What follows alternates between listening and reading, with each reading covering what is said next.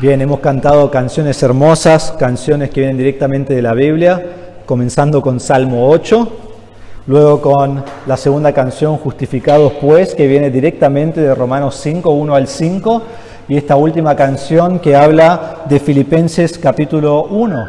Comenzamos viendo la gloria de Dios, a la salvación que tenemos en Cristo, a la forma en que debemos vivir basado en esa salvación, para Cristo.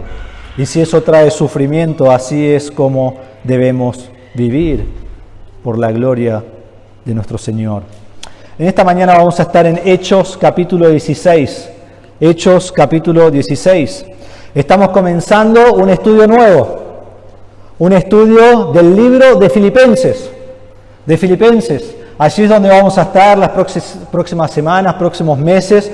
Pero para poder introducir el libro de Filipenses, qué mejor lugar que comenzar en Hechos 16, cuando comienza la iglesia y es establecida la iglesia a Filipos o de Filipos. Entonces hoy, la semana que viene, vamos a estar mirando en Hechos 16, versículo 11 al 40, para introducir este tema, y luego en 2 semanas estaremos mirando específicamente ya el libro de Filipenses y metiéndonos en esa carta a la cual Pablo escribe a los filipenses. Había un hombre que se llamaba John Hooper. Él fue un obispo, un pastor de la iglesia en Gloucester, Inglaterra. Él predicó en contra a la iniquidad del mundo. Él predicó en contra a los abusos corruptos de la iglesia católica. Y todos venían a su iglesia. Y había tanta gente en su iglesia que algunos no podían entrar. Estaba lleno, estaba explotando la iglesia, donde tenían que dejar a algunos afuera. El 29 de enero de 1555 lo condenaron a muerte. Fue condenado por María Tudor, la María Sangrienta, del cual hemos hablado meses atrás. Y lo condenarían a muerte y lo terminarían matando, ejecutando el 9 de febrero de 1555. 5 días después de que María ejecutó al primer hombre por fuego, John Rogers, que si recuerdan lo vimos hace un tiempo. Un historiador que escribe acerca de estas ejecuciones, Fox, dice acerca de John Hooper: levantando sus manos al cielo y adorando a Dios de que Él en su bondad lo mandó al pueblo donde pastoreaba, así para confirmar con su muerte la verdad que antes les había enseñado. Él murió proclamando la verdad de la palabra. Y antes de que Él muera, antes de que Él vaya delante de su iglesia, afuera, y lo quemen y lo dejen hecho cenizas, le pusieron una caja delante de él que venía de la reina. Y esta caja demostraba que si él tan solo negara lo que él predicaba, él podía ir libre. Solo tenía que negar lo que predicaba, firmar lo que pusieron delante de él, y él sería libre para vivir su vida. Y él rehusó firmar, dijo: no voy a firmar. Y dijeron: entonces no tenemos nada con vos. Inmediatamente lo llevaron a la hoguera y lo mataron. Pero fue muy interesante su muerte, porque lo prendieron fuego, pero la primera vez que prendieron fuego comenzó a calentarse todo y a subir las llamas, y luego se apagó. Entonces comenzaron el fuego de nuevo y comenzaron a subir las llamas y luego se apagó. Imagínate que te están quemando, que lo que querés es que pase rápido, ¿no? Y cada vez que lo quemaban, se apagaba. Y sufrió una muerte muy dolorosa. La tercera vez lo prendieron fuego y allí él murió diciendo: Señor Jesús, ten misericordia de mí. Señor Jesús, recibe mi espíritu. John Hooper murió de la manera más dolorosa, dando su vida por la causa de Cristo y del Evangelio. En esta mañana, en Hechos capítulo 16, vemos que el Evangelio se extiende a Filipos. El Evangelio se extiende a Europa, a Grecia. Y la pregunta que quiero que te hagas en esta mañana es si estás dispuesto a dar tu vida por el avance del Evangelio. Ahora, pensá en esa pregunta. Es una pregunta muy importante. ¿Vos estás dispuesta a dar tu vida por el avance del Evangelio? O sea, morir por la causa del Evangelio. O sea, sufrir, como cantamos recién, que si mi vida es Cristo, entonces es un gozo sufrir por Él, por la causa del Evangelio. ¿Estás dispuesto? Eso es lo que quiero que te preguntes a medida que vamos viendo este mensaje en esta mañana. Ahí estamos, bien. Hay algunos mapas que le quiero mostrar al comenzar. No, quizás algunas palabras no se ven bien, pero la computadora no me dejaba agrandarlas, así que yo les voy a ir indicando lo que va sucediendo. Estamos en el segundo viaje misionero de Pablo. Es este que ven en blanco, comienza en Antioquía. No. Alejalo, por ahora lo voy a acercar. Gracias. Empieza en Antioquía, esto es Siria, esto es Cilicia, Galacia, y sigue por Asia hasta Europa y después vuelve a Jerusalén y después a Antioquía de nuevo, que es su iglesia que lo ha enviado. Pablo comienza su segundo viaje misionero en el libro de Hechos, capítulo 15, al final. Él y Bernabé habían salido juntos en su primer viaje misionero, pero después tuvieron un argumento tan grande que se dividieron. Y Bernabé salió con Juan Marcos a Salamina, a la isla de Chipre. Y entonces Pablo salió con Silas y ellos salieron hacia el norte. Nos dice el final del capítulo 15 que fueron a Siria, que sería esto, porque es todo esto, pasan por Siria, y después a Cilicia. En Cilicia está Tarso. Tarso es, si recuerdan bien, de dónde es Pablo. Era Saulo de Tarso. Entonces seguramente pasó también por su ciudad natal. Después pasó por Galacia. Todo esto es Galacia. Derbe, Listra y Iconio fue los lugares a donde ellos fueron en su primer viaje misionero. Entonces vuelven para confirmar las iglesias en las cuales ellos han estado. Y cuando llegan a Listra, sabemos que él, en Hechos capítulo 16, versículos 1 al 4, toma a Timoteo, que hablamos la semana pasada, un hombre elogioso, del cual hablaban bien de él. Y Pablo lo toma para ser parte de su equipo misionero. Entonces, desde este punto, desde Listra, Iconio, hay 4 hombres en este equipo misionero que quiero que tengamos en cuenta. Pablo, que es un judío. Silas, que es un judío. Timoteo, que es parte judío, parte gentil. Recuerdan que su padre era gentil. Y Lucas. Y dice, bueno, Lucas no se menciona, pero Lucas dice, que es el escritor de este libro, en versículo 11, así que saliendo de Troas, navegamos.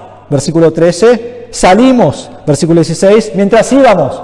Lucas está allí.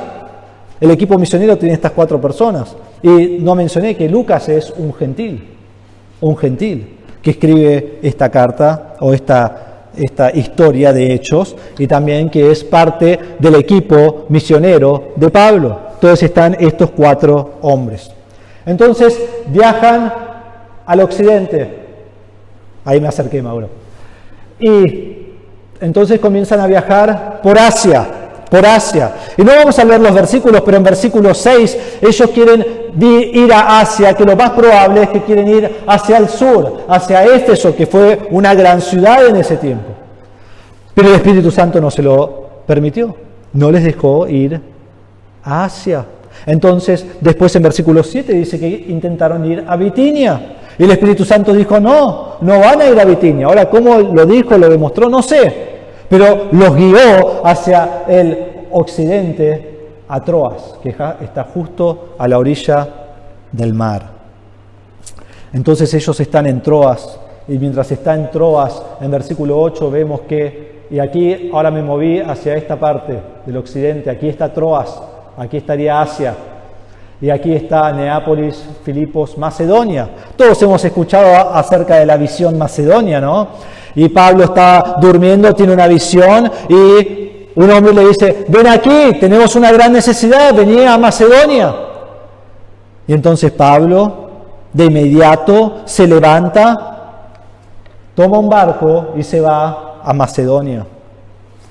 Y por primera vez llega a Europa, algo que en su primer viaje misionero no había logrado. Por primera vez llega allí y llega a un lugar que se va a llamar Filipos, para predicar el Evangelio. Entonces lo más lejos que había llegado antes fue esto, porque en su primer viaje misionero vino al sur, vino hasta estos lugares, volvió a Antioquía. Y ahora está llegando hasta Europa, Macedonia, parte de Grecia, por primera vez. Entonces leamos versículo 11 del capítulo 16. Dice, así que saliendo de Troas, navegamos con rumbo directo a Samotracia y al día siguiente a Neápolis. Entonces ellos viajan y aquí detrás de esto amarillo, no sé si se ve, hay una isla y es la isla de Samotracia. Así pararon porque en un día no iban a poder llegar nunca de Troas a Neápolis. Es más, llegaron en 2 días, que fue muy rápido. Porque si vos lees más adelante en Hechos capítulo 20, vas a notar que cuando ellos vuelven en su tercer viaje misionero de Neápolis a Troas, les tarda 5 días. Así que el viento estaba a su favor y llegaron en tan solo 2 días. Y viajaron a Neápolis. He tenido la oportunidad de ir a Turquía y a Grecia y esta es una foto del año pasado allí en Neápolis. Esto hubiera sido el puerto, obviamente esta ciudad moderna no estaba, pero esta hubiera sido el puerto y aquí hay una calle que ha quedado de los tiempos romanos de antes. Entonces allí viajaron, allí estaba. Y de Neápolis fue rápidamente a Filipos. Filipos está solo a 15 kilómetros de Neápolis y ahí llegó y Filipos nos dice, versículo 12, de allí fuimos a Filipos, que es una ciudad principal de la provincia de Macedonia, una colonia romana. En esta ciudad nos quedamos por varios días. Entonces ellos llegan a Filipos. Filipos es una colonia romana. Ahora quiero hablarles un poco de Filipos porque como vamos a estar estudiando el libro de Filipenses, quiero que tengamos un entendimiento acerca de la ciudad de Filipos. Filipos fue nombrada Filipos por Filipo el II, que fue el padre del muy conocido Alejandro Magno. Filipo el II fue el rey de Macedonia del año 359 a.C. a 339 a.C. por 23 años. Pero en 168, o sea, casi 200 años, 170 años más tarde de esto, Roma conquistó Filipos. Lo conquistó, como conquistaron muchas partes del mundo, ¿no? Y en el año 42, si van a recordar algo acerca de Filipos de la historia, deben recordar esto, la guerra, la batalla que se peleó en el año 42 antes de Cristo. Y entonces quiero mostrarles rápidamente esta batalla que se peleó de estos hombres que no tienen ojos. Así que los pueden ver ahí. Bien, tenían ojos, no se preocupen. En el año 42 antes de Cristo hubo una batalla decisiva. Quizás la batalla más importante de todo el Imperio Romano.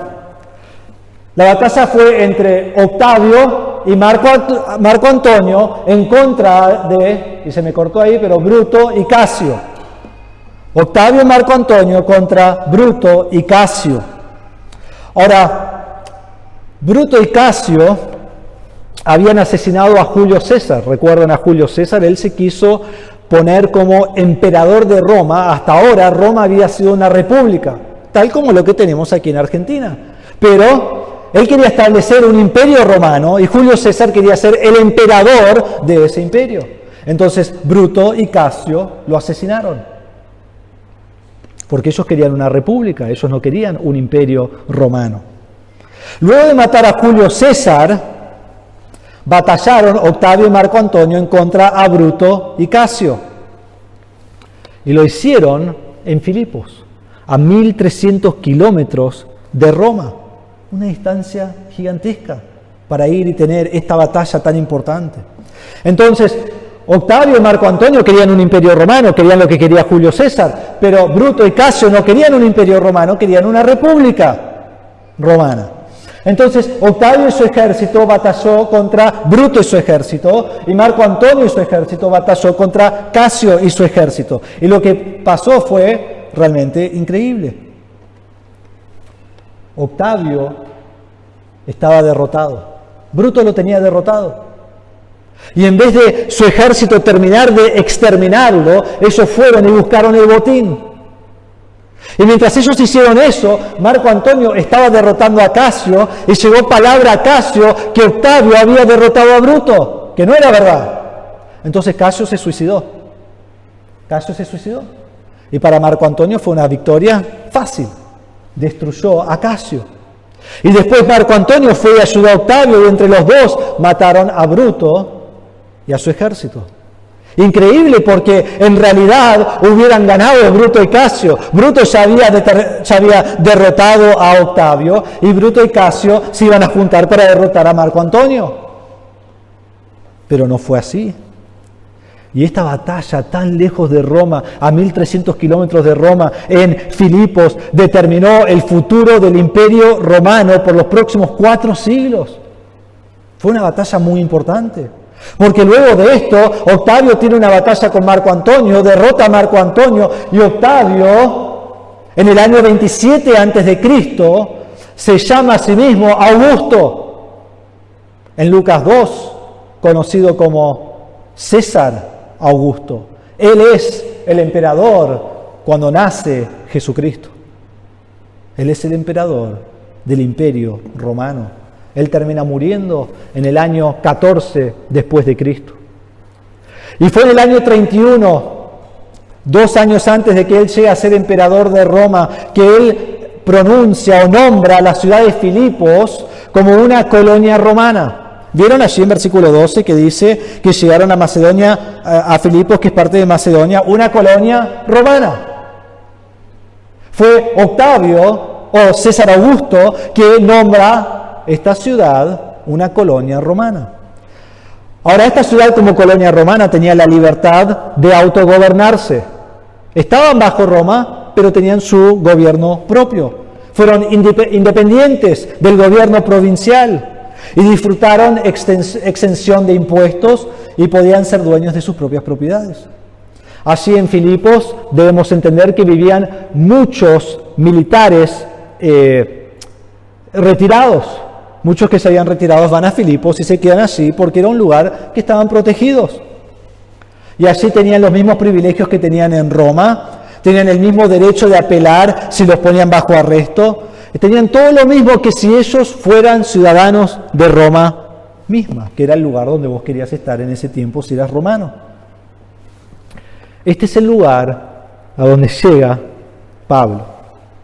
Entonces, entendiendo un poquito ese trasfondo, quiero mostrarles rápidamente la ciudad de Filipos.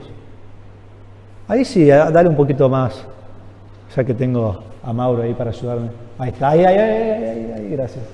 Bien, esta es la ciudad de Filipos. Comparado a lo que vemos hoy en ciudades, es muy chiquita obviamente.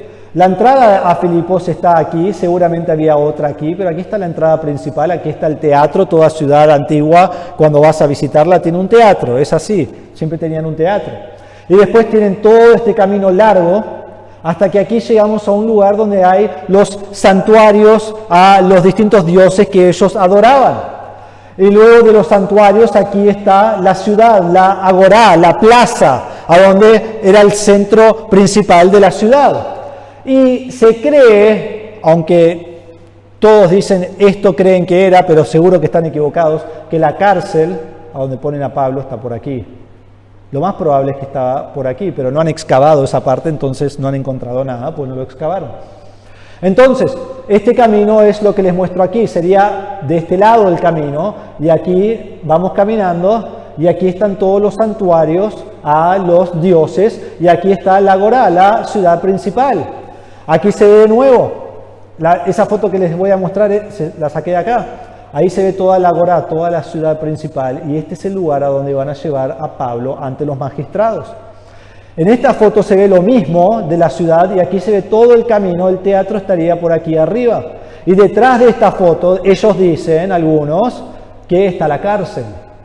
Ahí supuestamente está la cárcel, a donde vamos a ver hoy que ellos ponen a Pablo, y tuvieron un muy buen carcelero, ¿sí? Que estaba cuidando, sigue cuidando hasta el día de hoy esta cárcel. Y miren el candado que tenían, no iba a escapar nadie nunca de esta cárcel, era una gran cárcel. Lo más probable es que ni siquiera la cárcel estaba allí, nadie cree que estaba allí, es solo para los turistas tontos como nosotros que vamos y queremos ver una cárcel. Pues si vas a Filipos querés ver una cárcel. Entonces Pablo comienza a predicar el Evangelio. Miren versículo 13, dice: el día de reposo salimos fuera de la puerta a la orilla de un río donde pensábamos que habría un lugar de oración, nos sentamos y comenzamos a hablar a las mujeres que se habían reunido. Noten varias cosas. Él ha esperado hasta el día de reposo y él sale el día de reposo al río. El río está fuera de la ciudad. Entonces, si esto es Filipos, el río, aquí hay un monte grande, todo esto es un monte, el río está acá, del otro lado, como a 1 kilómetro de la ciudad. Nosotros fuimos a ese río. Ahora todo este cemento no estaba, toda esta gente obviamente no estaba, pero el río sí estaba y sigue estando. Y allí es a donde Pablo fue a predicar el Evangelio. Ahora es muy interesante porque cuando nosotros leemos la narración debemos estar mirando lo que el autor quiere que entendamos. Y hay algo muy importante aquí. Si vos estás estudiando el libro de Hechos y seguís a Pablo en lo que él hace, vos vas a notar que cada ciudad que Pablo entra siempre va a la sinagoga en el día de reposo. Y acá dice que fue al río. Es más, en Hechos 13:14, en el primer viaje misionero de Pablo, él entra a Antioquía y va a la sinagoga. En Hechos capítulo 14, versículo 1, él va a Iconio, entra a la sinagoga. Después de este pasaje, en capítulo 17, en Tesalónica, 17:1, sinagoga. Luego va a Berea, 17:10 de Hechos, sinagoga. Luego va a Atenas, 17:17, sinagoga. Corinto, sinagoga. Éfeso, sinagoga. Todo el segundo viaje misionero de Pablo, él va siempre a la sinagoga. Menos Filipos. Acá no dice que fue a la sinagoga. Va el mismo día, el día de reposo, pero va al río. Entonces, ¿por qué? ¿Por qué va al río? Y bueno, lo que sabemos de la historia es que tomaba 10 hombres judíos para poder establecer una sinagoga judía. Entonces nos muestra que no hay muchos judíos en esta colonia romana. Sabemos que por lo menos no hay 10 hombres judíos en esta colonia romana. No había suficientes. ¿Por qué? Bueno, no sabemos, pero podría ser, miren capítulo 18, versículo 2. Podría ser porque expulsaron a los judíos tal como Claudio lo hizo en Roma. En Hechos 18:2 dice, allí se encontró con un judío que se llamaba Aquila, natural del Ponto, quien acababa de llegar de Italia con Priscila, su mujer, pues el emperador Claudio había ordenado a todos los judíos que salieron de Roma. Entonces quizás pasó lo mismo en Filipos, quizás ordenó que todos salieran, no sé. O quizás nunca hubo muchos judíos. Pero lo que vemos es que Pablo va a Filipos y Pablo va al río, y cuando Pablo llega al río, comienza a enseñar a mujeres, probablemente mujeres judías, que el sábado, que era su día de adoración, se están juntando para adorar junto al río. Es muy interesante porque vemos en el tiempo, en la historia en el tiempo, que muchas veces hombres decían al levantarse y orar, Señor, te doy gracias que no soy gentil, mujer o esclavo. ¿No? Esas eran las 3 cosas que ellos decían. A mí me parece muy interesante porque cuando llegamos aquí, las primeras personas a las cuales Pablo va a predicar el Evangelio, ¿quiénes son? Mujeres. Mujeres. No tenía nada de malo eso. Es a los primeros que Dios lleva el Evangelio por medio de Pablo a Europa. Y no solo que lleva el Evangelio a mujeres, pero la primera persona que va a ser salva es una mujer. Y lo más probable es que es una mujer gentil.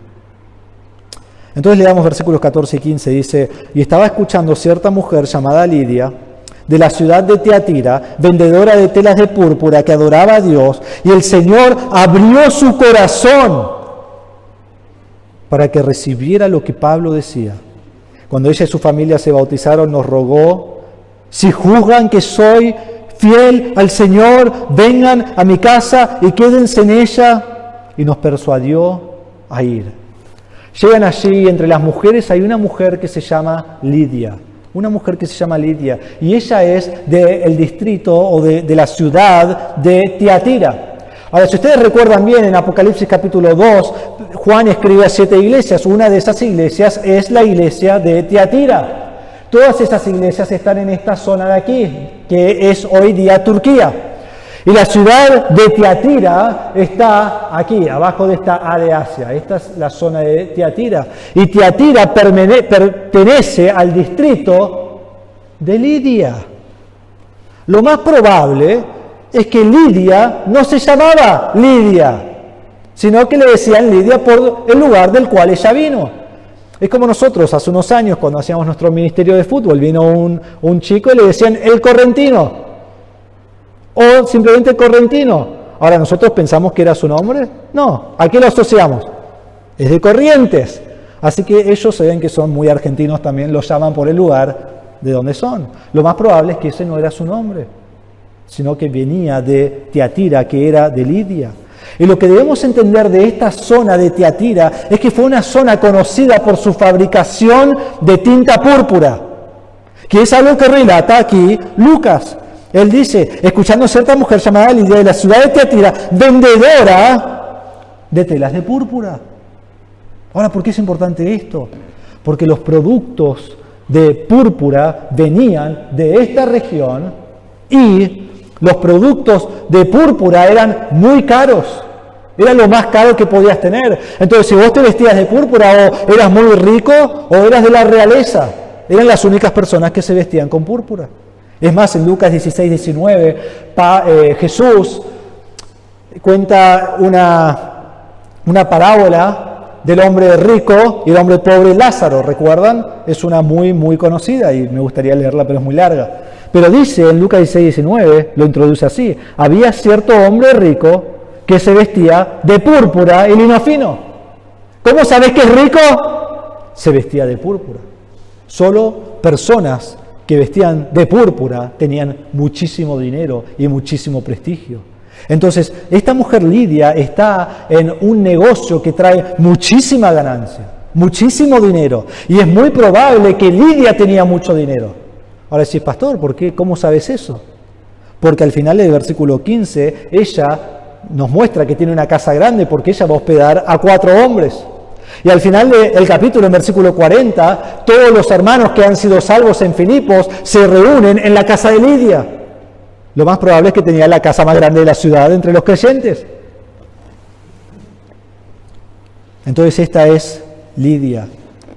No sabemos con certeza, pero es muy probable que ella fue gentil por la región de la cual ella vino. Y ella ha dado su espalda a los dioses falsos, y ella ha adorado y está adorando al Dios verdadero. Ella creyó en el Dios de Israel, pero quiero que notemos que todavía no ha puesto su fe en Cristo Jesús. El libro de Hechos es un libro de transición de personas que han adorado a Dios, pero que ahora se le debe llevar el Evangelio de Cristo. Y dice aquí que esta mujer estaba escuchando, estaba prestando atención, estaba oyendo lo que Pablo estaba diciendo y escuchó acerca del Evangelio del Redentor. Y miren esta frase tan increíble. Dice: y el Señor abrió su corazón. El Señor abrió su corazón. La primera persona en Europa que fue salva es Lidia. ¿Por qué fue salva? ¿Cómo fue salva? Porque el Señor abrió su corazón. ¿Entienden esa frase? Es tan importante.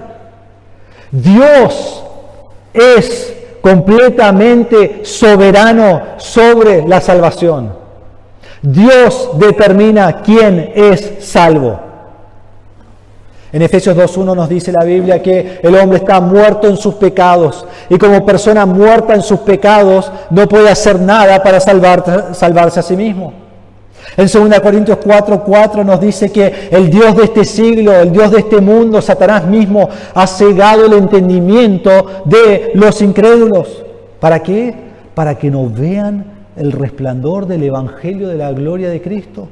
Entonces la salvación solo puede venir por medio de Dios, que da luz al corazón que ha sido cegado por Satanás para el Evangelio.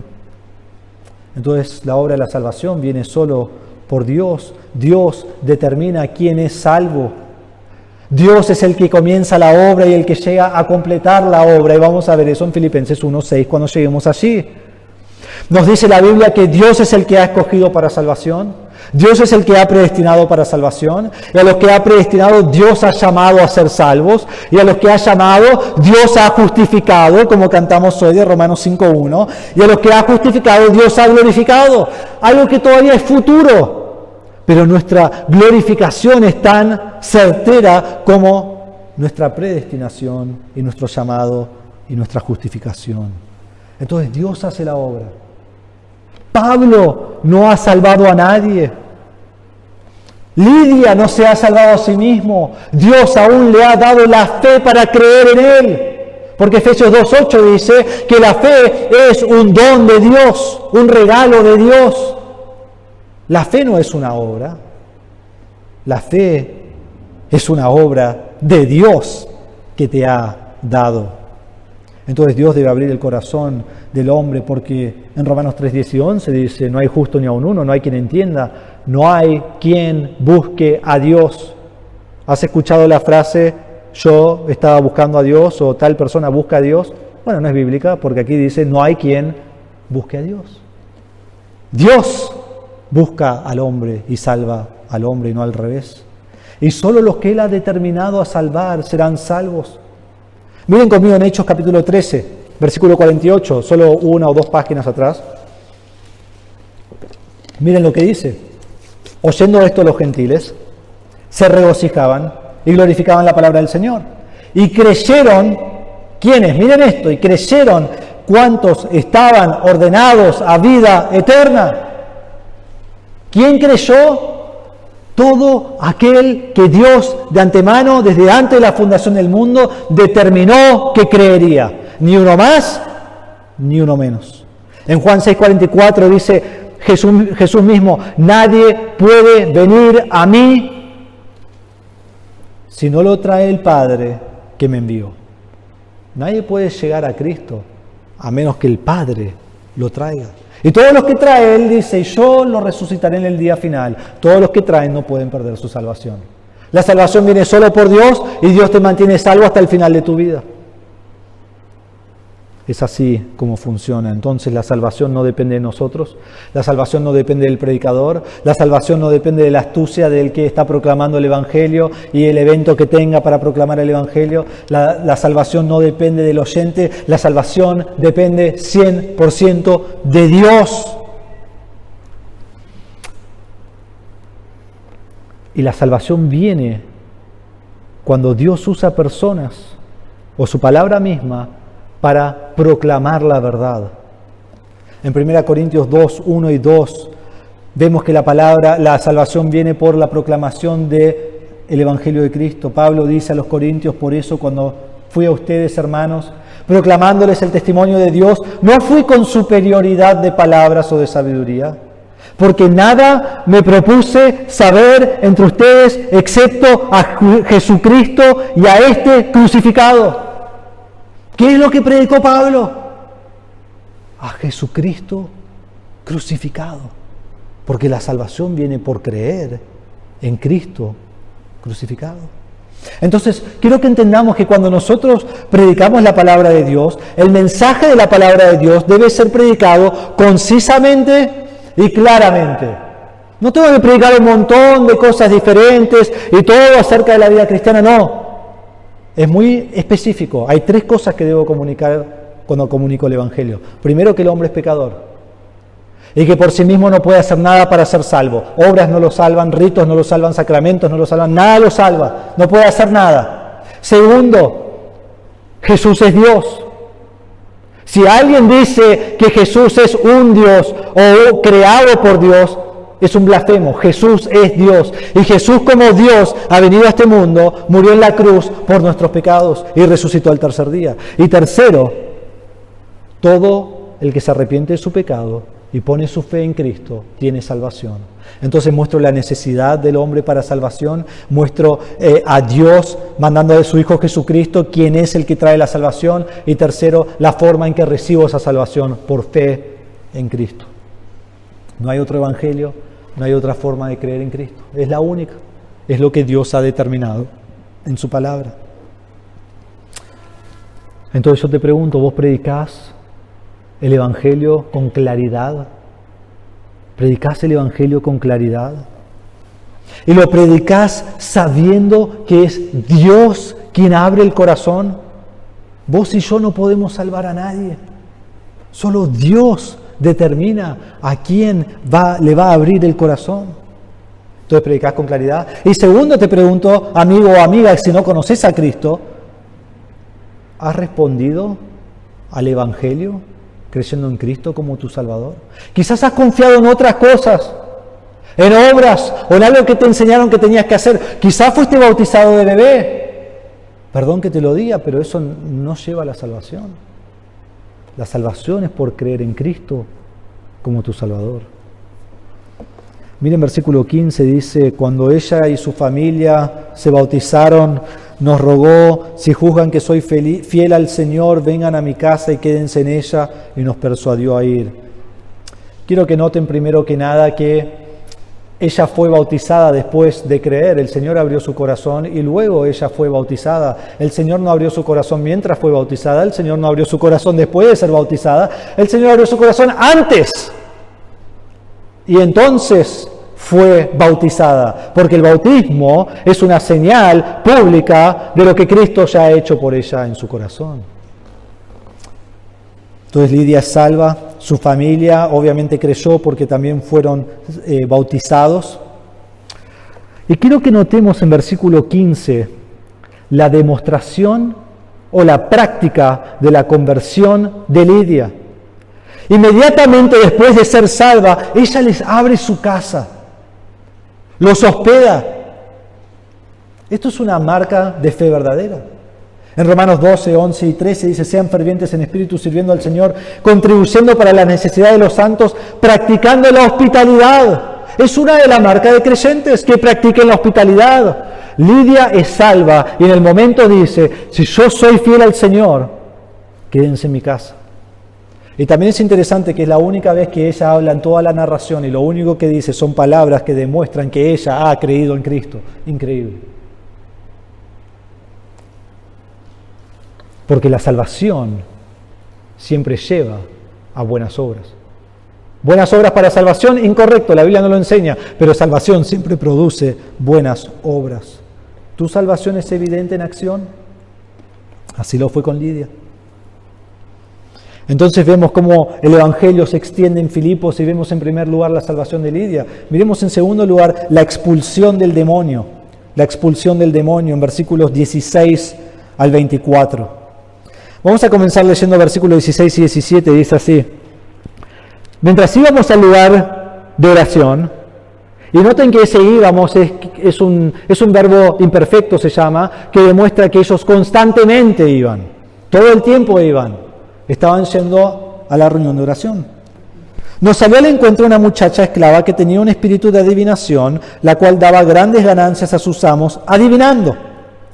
Esta, siguiendo a Pablo y a nosotros, gritaba, estos hombres son siervos del Dios Altísimo, quienes les proclaman el camino de salvación.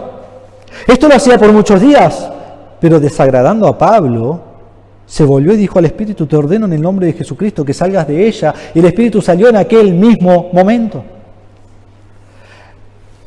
¿Han notado que cada vez que Dios está haciendo una obra, Satanás intenta estorbar esa obra? Aquí ha habido una persona que ha sido salva. La iglesia se está fundando ahí en Filipos e inmediatamente aparece una mujer con un espíritu de adivinación. Cuando la iglesia está creciendo, Satanás siempre está ahí intentando destruir la iglesia. Siempre está activo en deshacer la obra de Dios. Pero hermanos, ¿saben qué? Él no puede destruir la obra de Dios. Sus propósitos, los propósitos de Dios no pueden ser frustrados. Entonces vemos aquí que continuamente están yendo al lugar de oración y comenzó a seguirlos una mujer que tiene un demonio, una mujer que tiene un espíritu de adivinación. No quiero que se pierdan en este momento, pero quiero explicar rápidamente de dónde viene esta palabra porque es muy interesante. Y al leer este pasaje nunca me había dado cuenta que viene de allí, hasta que todos los comentarios me lo dijeron y dije, bueno, tengo que notar esto. La palabra adivinación, así donde dice un espíritu de adivinación, la palabra adivinación es la palabra en griego púthon, que es la palabra en castellano pitón.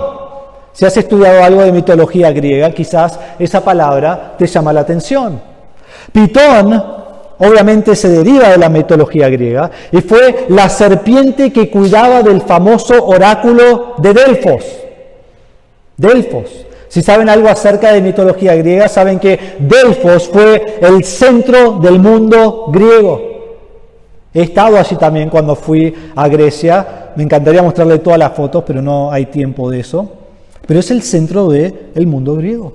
Todos iban a Delfos, que estaba en una montaña en el medio de la nada, para saber los oráculos de los dioses. Y la serpiente era la que cuidaba de esos oráculos. Pero en la mitología griega, Pitón fue asesinado por Apolos, que era el dios de muchas cosas, entre ellas es el dios de profecía.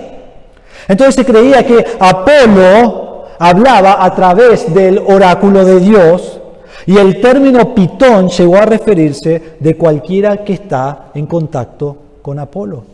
Entonces, por medio de esta mujer, con esta adivinación de Pitón, ellos podían saber lo que los dioses decían y lo que querían que ellos sepan. Entonces, simplemente el término demostró que ella es una intermediaria para los demonios, de los demonios a los hombres. Ella es un instrumento de los demonios usada como sus voceros. Eso es lo que ella es. ¿Y qué hacía esta muchacha, esta jovencita? Ella predecía el futuro. Y al predecir el futuro, ella traía mucho dinero a sus amos. Porque debemos entender que en el tiempo de los griegos y los romanos, ellos ponían mucha confianza en la adivinación. Es más, un general, un rey, nunca iba a mandar a nadie a la guerra sin que antes vayan y pidan el oráculo de los dioses. Y consulten ese oráculo para saber si van a ganar la guerra o no. Si no, ni siquiera salían. Entonces, una mujer que adivinaba en una cultura como esta era de mucho valor. Y para los amos que ella tiene, ella es una mina de oro. Es una mina de oro. Porque siempre van a ir a ella, siempre va a cobrar mucho, siempre va a ganar muchísimo dinero. Era increíble para ellos. Y quiero que notemos en versículo 17 sus palabras. Sus palabras. Lo primero que ella dice es que estos hombres son siervos del Dios Altísimo. Esta palabra siervo es la palabra doulos, es la palabra esclavo, y es muy interesante notar la diferencia entre Pablo y esta mujer, porque Pablo y estos hombres son esclavos de Dios, mientras que ella es una esclava de Satanás. Ellos son siervos de Dios, ella es sierva de Satanás. Ellos son voceros de Dios, ella es una vocera de Satanás. Pero a pesar de eso, su mensaje es el mismo. Miren lo que dice: quienes les proclaman el camino de salvación. Su mensaje es el mismo. Es más, las dos frases que ella dice son verdad. Ellos son siervos del Dios Altísimo. Y el Dios Altísimo es el único Dios verdadero. Y la Biblia en el Antiguo Testamento lo llama a Dios el Dios Altísimo. Por ejemplo, en el Salmo 78:35. Y luego ella dice, y ellos les proclaman el camino de salvación. Básicamente dice, crean en ellos. Es verdad lo que dicen. Increíble, una mujer poseída por un demonio, poseída por Satanás, y está proclamando lo mismo que ellos. Y se pone aún mejor porque vamos a ver que Pablo le va a desagradar esto. Y Pablo le va a echar fuera el demonio. Y lo que debemos entender es que parece una confesión noble de una persona creyente, pero en realidad viene directo del infierno para disminuir el ministerio de Pablo.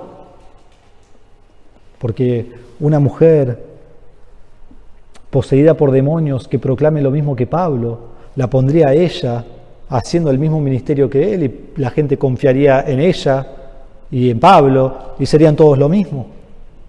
¿Saben por qué hace esto? Porque Satanás siempre mezcla la verdad con la mentira. En el engaño de Satanás nunca es 100% mentira. Él siempre mezcla la verdad. Lo hizo desde Génesis 3. Con que Dios ha dicho que no podés comer del árbol. Hay un poco de verdad, hay un poco de mentira. Y así es Satanás hasta el día de hoy. Y no es de sorprendernos porque 2 Corintios 11:13 dice, porque los tales son falsos apóstoles, obreros fraudulentos, que se disfrazan como apóstoles de Cristo. Y no es de extrañar, pues aún Satanás se disfraza como ángel de luz. ¿Cómo te tira el anzuelo y te engancha Satanás? ¿Con una mentira? No, con una verdad. Para traerte y enseñarte todas las mentiras que tiene. Y muchas veces aún hay cosas que ocurren que son diabólicas y la gente lo hace en el nombre de Jesús. Y es incorrecto.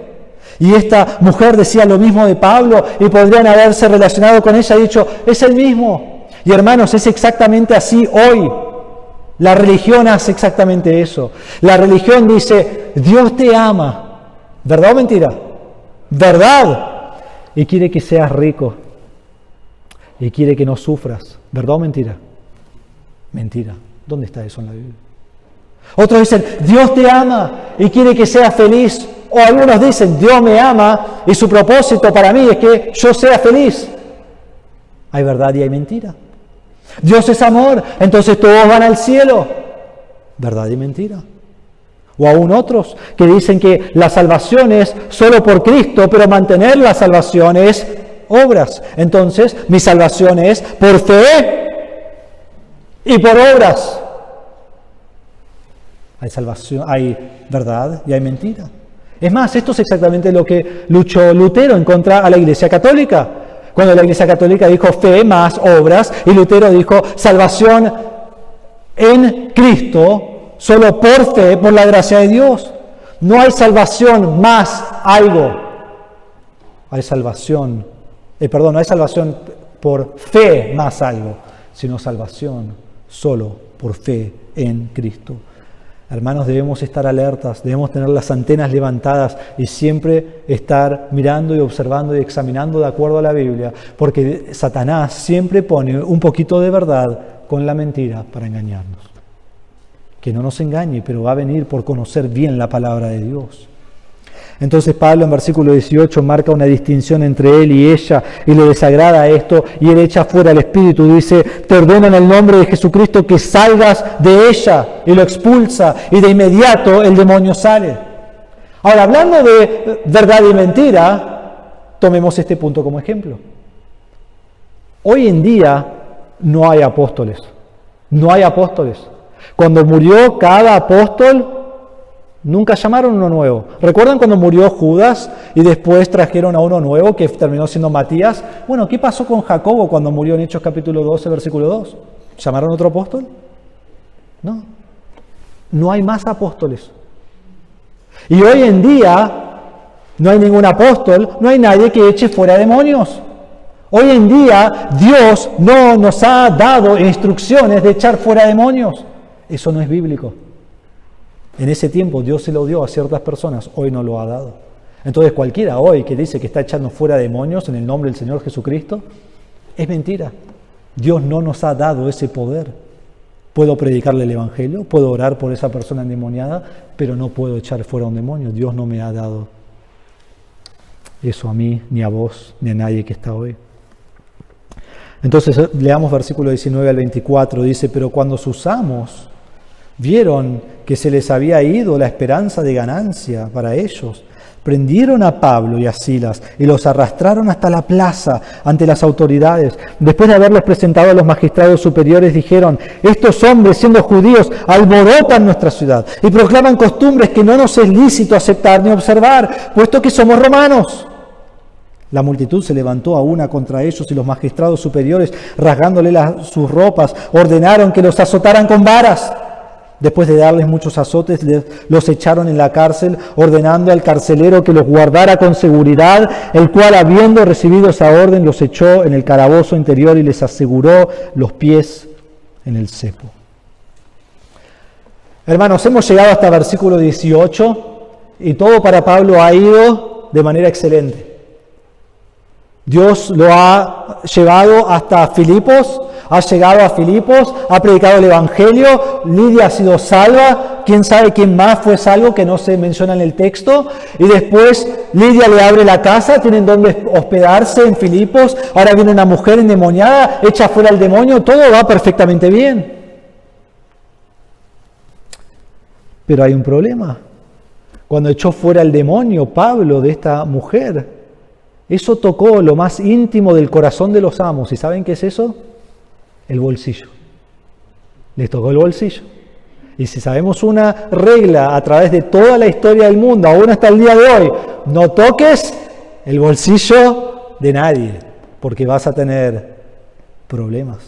Estos hombres perdieron su dinero, perdieron su negocio, perdieron todo, están enfadados, quizás están como cuando Esteban predicaba el Evangelio al Sanedrín en Hechos capítulo 7, que dice que ellos se enfurecieron y crujían los dientes contra él. Quizás así están. O en Hechos 19, miren Hechos 19 conmigo, cuando Pablo va a ir después de esto a Éfeso. En Hechos 19, versículo 23 dice: por aquel tiempo se produjo un alboroto no pequeño por motivo del camino. Cuando habla del camino es de predicar el Evangelio de Cristo.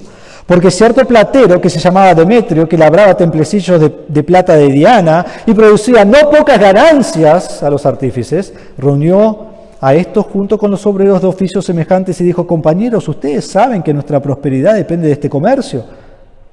Pueden ver y oír que no solo en Éfeso, sino en casi toda Asia, este Pablo ha persuadido a una gran cantidad de gente y la ha apartado, diciendo que los dioses hechos con las manos no son dioses verdaderos. Y no solo corremos el peligro de que nuestro oficio caiga en descrédito, sino que también que el templo de la gran diosa Diana se considere sin valor, y que ella, quien adora toda Asia y el mundo entero, sea despojada de su grandeza. ¿Qué tenían miedo? Que nadie adora a Diana. Y ella era el centro de Éfeso y de todo el mundo venían a adorarla a ella y ellos se llenaban de plata.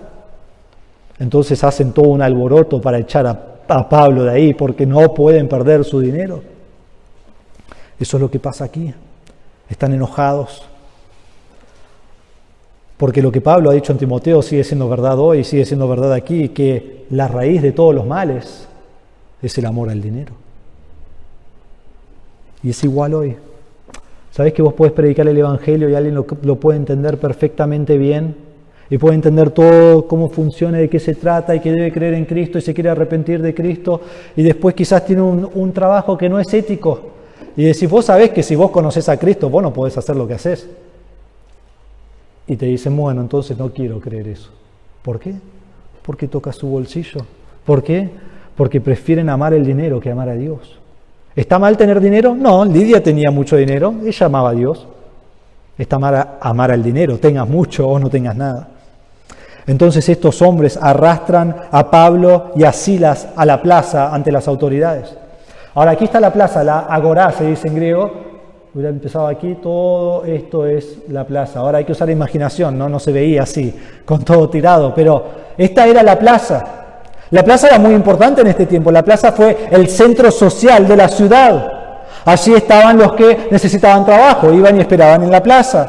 Y allí los enfermos fueron sanados en la plaza. Y ellos los llevan ante los magistrados. Ahora esta próxima foto es aquí en esta sección. Del otro lado, ven que aquí está este sector, este cuarto, y aquí está toda la plaza, y de aquí atrás sacamos la foto anterior. Fue en este lugar que ocurre lo que vamos a ver que sigue aquí, que los llevan ante los magistrados. Ahora, una pregunta muy importante que yo me hice al estudiar esto muchas veces a través de los años es: ¿qué pasa con Timoteo y Lucas? ¿Por qué Pablo y Silas? ¿Por qué no Timoteo y Lucas? Y aunque el autor no nos dice, quizás la razón de esto es porque Pablo y Silas son judíos. Timoteo es parte judío, parte gentil, y Lucas es un gentil. Quizás esa es la razón. Quizás la razón es porque Pablo y Silas eran los líderes del grupo y querían hacerlos un ejemplo a ellos que predicaban el Evangelio. No sabemos, pero toman a ellos, los dos judíos. Y los acusan. Pero miren la acusación del versículo 20, porque es muy interesante que ya nos han dicho por qué está enojado. El autor dice: ellos están enojados porque ellos perdieron su ganancia. Esa es la razón que están enfadados, que están enojados. Pero cuando ellos van ante los magistrados, ellos no dicen eso. ¿Por qué? Porque si dicen eso, los magistrados le han dicho: váyanse de acá, no tienen un caso. Lo siento mucho por ustedes, pero es así. Pero miren lo que dice el versículo 20. Después de haberlos presentado a los magistrados superiores, dijeron: estos hombres, siendo judíos, alborotan nuestra ciudad y proclaman costumbres que no nos es lícito ni observar, puesto que somos romanos. Van ante los magistrados y presentan dos acusaciones. Primero una acusación política y luego una acusación religiosa. Dos cosas que los magistrados no querían tener en su ciudad.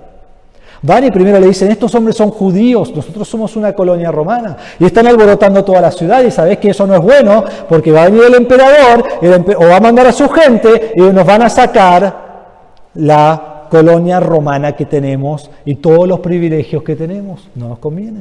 Están alborotando toda la ciudad. Y segundo, estos hombres están enseñando cosas que no es lícito observar como romanos. Eso también es malo y eso va a alborotar a toda la ciudad. Y ustedes, magistrados, quieren mantener orden y paz.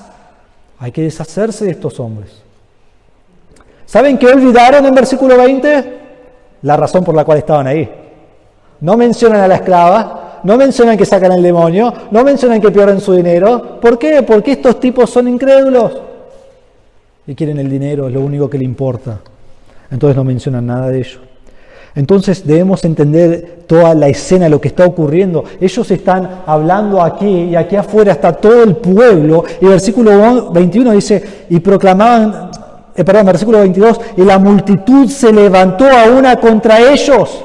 Así que aquí tenemos magistrados, probablemente lo más normal es que hubieran sido dos magistrados a cargo de la ciudad. Y tenés todo el pueblo ahora que se está levantando contra ellos. Ahora, lo que ellos debían hacer es hacerle un juicio a estos dos hombres para ver si era verdad o no. Pero todo se movió tan rápido y todo el alboroto salió tan rápido que no pudieron hacerle un juicio justo. No averiguaron si fue verdad lo que dijeron.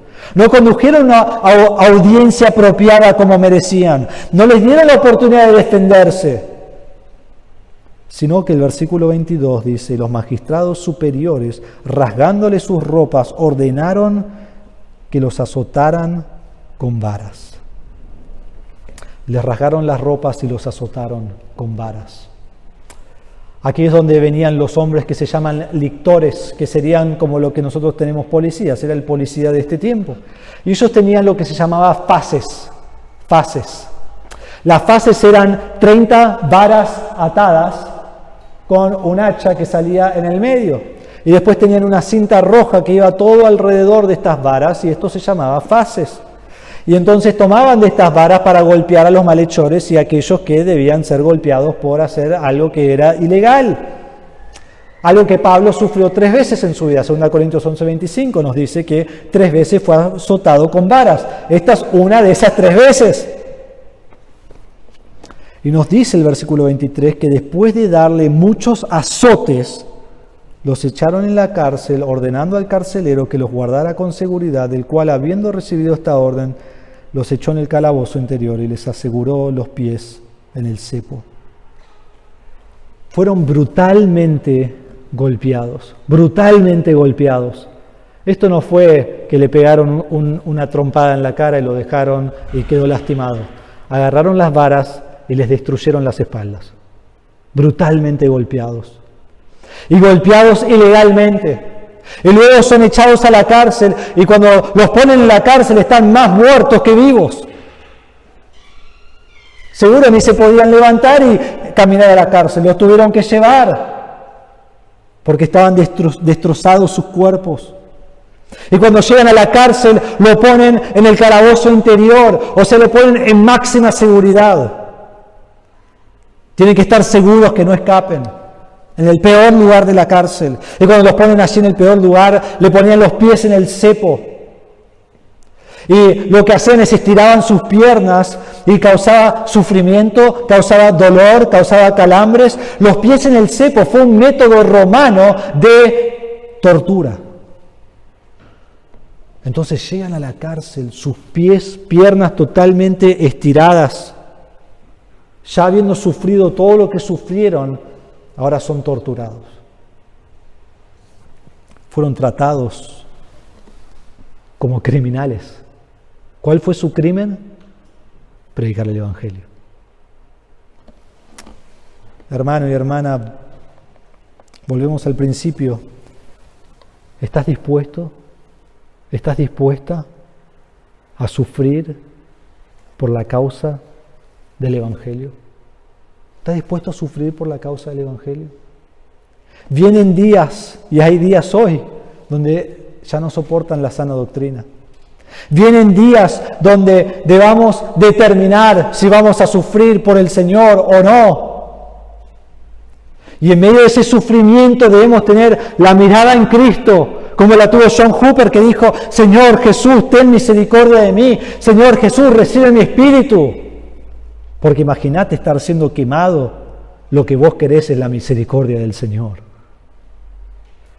¿Quién sabe a dónde llegará este mundo y cómo van a decidir deshacerse de los creyentes? ¿Cómo responderías vos en esta situación que están pasando Pablo y Silas? Quizás nosotros diríamos: hemos predicado el Evangelio y Dios, así nos recompensás por dar nuestra vida para ti. Quizás decimos: Dios, te he dado toda mi vida y así voy a morir en esta cárcel habiendo sido golpeado. ¿Cuánto estás dispuesto a sufrir por el Evangelio? ¿Hasta qué punto estás dispuesto a llegar por el avance del Evangelio? ¿Tiene un límite tu vida por la causa de Cristo? Que decís: hasta acá llego. ¿Tiene un límite tu vida? Me acuerdo del 2001, para aquellos que no son demasiado jóvenes y recuerdan el 2001, todos sabemos qué ocurrió en diciembre del 2001, que la economía nuestra aquí en Argentina colapsó. Y mirábamos en la tele cómo comenzaban a saquear todos los lugares, tiraban abajo portones, rompían paredes, rompían todo, entraban mercadería robada, gente que tenía negocios llorando en la calle porque perdieron todo. Fue un momento difícil para Argentina, que esperamos que no se repita. Los bancos cerraron, si tenías dinero en el banco, lo perdiste, o si no te lo devolvían. Ahora que el peso había ido de 1-1 con el dólar a 3-1, recuerdan, y aún hasta 4-1 llegó. Y decían: tomá, te devolvemos esta plata. Había falta de trabajo, había peligro en la calle. No era un momento lindo para estar andando por la calle, obviamente de noche, quizás ni aún de día. Era un tiempo muy, muy peligroso y todos los que vivimos lo recordamos muy bien. Fue en ese tiempo, en el 2002, en abril del 2002, que me acuerdo que volvía con mi familia. Habíamos tenido una reunión de Viernes Santo en la iglesia y volvíamos en el auto y estábamos aquí como a 5 o 6 cuadras en una calle de costado queriendo doblar a la derecha sobre la 197. Y habían 2 jovencitos adelante nuestro en una moto, estábamos parados en un semáforo en rojo y uno pidió direcciones para ir a La Paloma. Y entonces comenzamos a pensar, bueno, ¿cómo se llega ahí? ¿Qué hay que hacer? Y en el momento que empezamos a conversarlo, mi papá manejando, mi mamá adelante en el asiento del pasajero, yo atrás a los 16 años, saltó uno de la moto y sacó un arma por la ventana. Mi papá le dio el dinero, pero antes de irse, disparó. Ahora, ¿por qué? Porque la realidad es que en ese tiempo mucha gente tenía armas, ¿no? Porque mucha gente tenía miedo. Entonces, es muy probable que él me roba, se va y yo lo sigo y lo mato. Ahora, no íbamos a hacer eso, pero eran cosas que estaban ocurriendo. En el noticiero estábamos viendo todo el tiempo gente disparándose y matándose. Y disparó y se fue. Y de repente, rápidamente escuchás a mi mamá que dice: me dispararon, gritando que le dispararon. Y nosotros preguntándole: ¿dónde te dispararon? Y ya doblando, ellos ya se fueron, salieron de nuestra mente, ahora tenemos que buscar un hospital. Y le había entrado la bala por la pierna izquierda, y le entró a la pierna derecha, y quedó en el extremo derecho, adentro de su pierna, quemándole. Y lo gracioso de esa historia, creo que les he contado algunas veces, doblamos a la derecha, mi papá y yo no sabíamos dónde estaba el hospital. Sí, avanzamos un poco, mi mamá sabía dónde estaba el hospital, pero ella no quería ir al hospital de Pacheco. Ella dijo: prefiero morir en el auto que ir al hospital de Pacheco. Eso es lo que dijo. Entonces pasamos el hospital Ella lo sabía, lo miró, sonrió, seguro que lo saludó y dijo, no voy a ir ahí. Y mi papá la llevó a un hospital que quería ella, que quedaba en Capital. Gracias a Dios la bala no pegó en una arteria y ella estaba bien. Todos ahí en el hospital estaban pensando qué loca que estás, pero estaba bien. Después del tiempo ella se puso mejor, pero ustedes saben que mis padres son misioneros aquí, enviados de Estados Unidos, de iglesias allí en Estados Unidos. Y cuando mi papá contó lo que pasó, muchas de las iglesias dijeron, es muy peligroso en Argentina, van a volver, ¿no? Van a volver. Porque hasta ese momento habían visto el noticiero y mi papá decía, sí, bueno, hay gente que se está asesinando y robando y todo, pero no nos tocó, es como lo que ves en cualquier noticiero. Pero después cuando dispararon a mamá dijeron, ustedes van a volver. Y nunca hablamos de eso en nuestra familia, en nuestra casa. ¿Teníamos miedo? Sí, porque te da miedo eso, salir a la calle de nuevo. Pero nunca hablamos de irnos. Nunca hablamos de irnos. Porque Dios puso a nuestra familia en Argentina para el progreso del Evangelio. Y eso no tiene límite. Te pregunto de nuevo, ¿tiene un límite tu vida por la causa de Cristo? Y mis padres están aquí hasta ahora, han estado 41 años, van a ser este año, desde que han vivido en Argentina. Y en esta zona, en Pacheco, en el Talar, de donde somos. Cuando nosotros miramos en este pasaje, les hago esta pregunta de nuevo, ¿cómo responderías a esta situación? ¿Puede haber gozo en esta situación? ¿Te enfocás aquí en el dolor, en la pérdida de sangre, en el hambre que tenés, en la sed que tenés y te lamentás por lo que está sucediendo? ¿O acudís a Dios? ¿O adorás a Dios?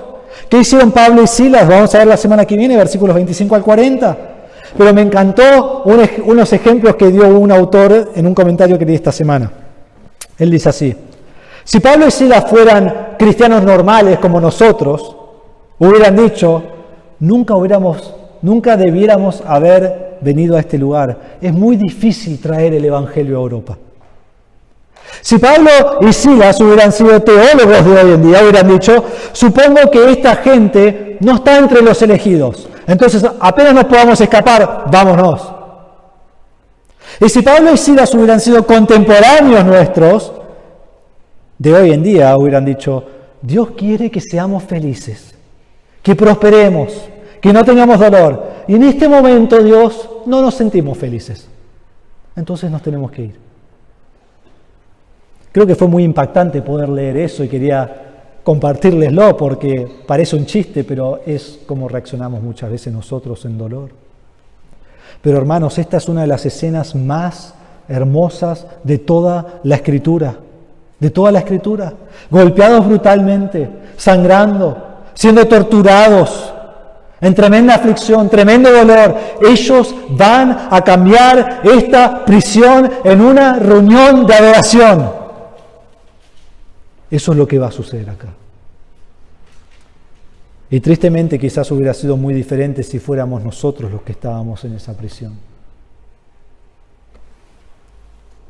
Es hermoso su respuesta de gozo en esta prisión. Y va a ser importante para el libro de Filipenses más adelante que Pablo va a hablar acerca del gozo, sobre todas las cosas que él escribe en esa carta. ¿Cómo respondemos al sufrimiento en nuestra vida? ¿Nos quejamos? ¿Nos enfocamos en el dolor? ¿Rechazamos a Dios? ¿O adoramos a Dios con gozo, sabiendo que el gozo no depende de las circunstancias? Y te pregunto a vos de nuevo, ¿estás dispuesto a sufrir por la causa del Evangelio? Y si estás dispuesto a sufrir por la causa del Evangelio, a dar tu vida por la causa del Evangelio, entonces, ¿predicás el Evangelio hoy? Donde no sufrís por tu vida, quizás tenés sufrimiento, pero tu vida no está en juego. Debemos salir a predicar el Evangelio.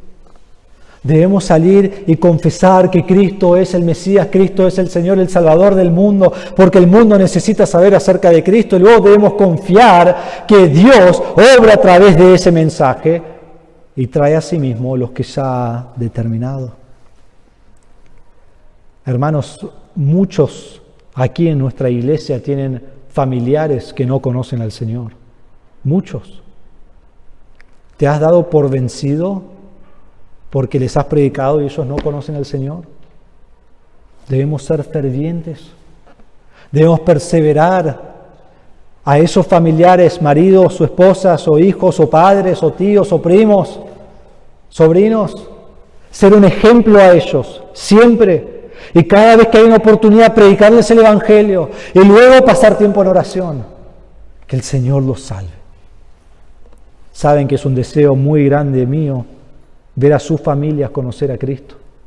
Ver a sus familias estar sentados aquí con nosotros adorando a Dios como hijos de Dios.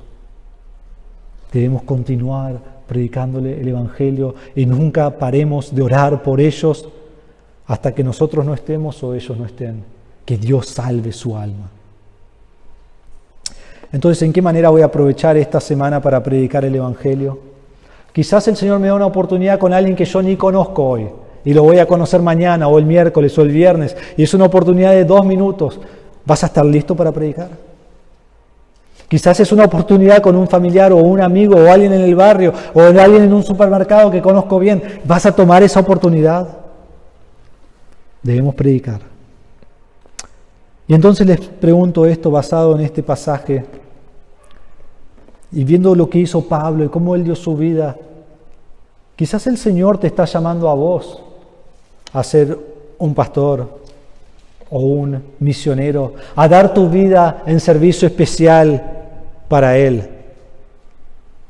Si el Señor te está llamando, hacelo. No hay mejor cosa que puedes hacer. Y cuando lo hagas, quizás vas a dar tu vida por Él, muriendo. Amén, vale la pena. Y si el Señor te ha llamado al ministerio, habla conmigo porque el Señor me ha puesto a mí como tu pastor para ayudarte a que llegues al lugar que Él te ha llamado. Hermanos, si hay sufrimiento, considerémonos como gozosos de sufrir por Él.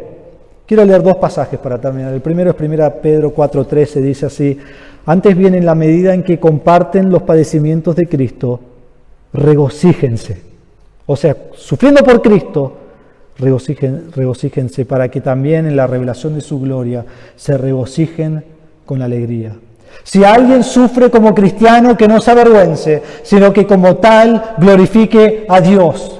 Y en Hechos 5:41 dice: los apóstoles pues salieron de la presencia del concilio regocijándose de que hubieran sido considerados dignos de sufrir afrenta por su nombre. Vale la pena dar nuestra vida por la causa del Evangelio. Vamos a orar. Padre nuestro, te damos gracias por este pasaje en esta mañana. Qué hermoso comenzar este estudio de Filipenses con este trasfondo de cómo la iglesia fue establecida. Es a esta iglesia que años más tarde Pablo les va a escribir desde la cárcel y les va a decir que tengan gozo. Y les va a decir que no importa las circunstancias, se pueden regocijar. Y aquí tenemos un ejemplo perfecto de él, años antes que escribe la carta, de un hombre con gozo en medio de las circunstancias más difíciles que alguien puede sufrir. Y qué fervor por predicar el Evangelio. No va a parar en ningún momento hasta que Dios quite su vida predicando el Evangelio. Padre, que este sea nuestro deseo, que seamos una iglesia que evangeliza, que seamos una iglesia que comparte el Evangelio. Si entendemos lo que Cristo ha hecho por nosotros, derramando su sangre en la cruz para quitar nuestros pecados, entonces ¿cómo no vamos a salir a compartir eso con otros? El mundo está desesperado. El mundo vive sin esperanza, necesita de Cristo. Que seamos esa iglesia como comenzó Filipos, donde predicamos el Evangelio de Cristo. Te pido, Señor, por familiares de nuestros hermanos aquí en la iglesia que no conocen al Señor, que han escuchado el Evangelio y lo han rechazado vez tras vez, que no quieren vivir de acuerdo a Cristo, no quieren vivir como hijos tuyos. Y Padre, su eternidad en este momento es el infierno. Te pedimos, Señor, que los salves, que tengas misericordia y piedad sobre ellos como la has tenido con nosotros, y que abras su corazón para que entiendan la palabra y pongan su fe en Cristo como Salvador, y que nos uses a nosotros como instrumentos para llevarlos a tu Hijo Jesucristo. Padre, te pido por alguno aquí que no te conoce como Salvador, que no ha puesto su fe en Cristo para tener vida eterna, que también, Señor, el Espíritu Santo abra su corazón, le ilumine y le dé el entendimiento para poder confesar a Cristo como Señor de su vida, que murió en la cruz por sus pecados, resucitó al tercer día en victoria sobre el pecado, y solo en Él, en Jesús, quien es Dios, hay salvación. Padre, te pido que si hay alguien aquí, algún hermano que tú has llamado al ministerio, que obres en su vida, que confirmes ese deseo y que sea usado por ti, por la causa del Evangelio. Y Padre, para todos, que seamos gozosos de sufrir por causa del Evangelio de Cristo. Te damos gracias